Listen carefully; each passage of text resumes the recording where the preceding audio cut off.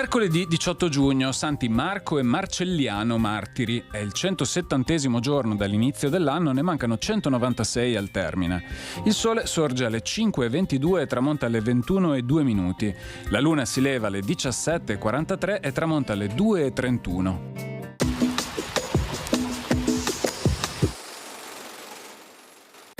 Viene firmato un trattato tra Venezia e il Patriarcato di Aquileia. La Repubblica riconosce Ludovico di Tech quale legittimo patriarca di Aquileia. La sua supremazia sulle cose spirituali gli concede la città di Aquileia, i paesi di San Vito e San Daniele nel Friuli e una rendita di 5.000 ducati l'anno. In cambio, il patriarca si impegna ad impedire il contrabbando, a impedire ai ribelli e a banditi di rifugiarsi nella zona, a comprare il sale solo a Venezia e, dulcis in fundo, di non impicciarsi di cose temporali.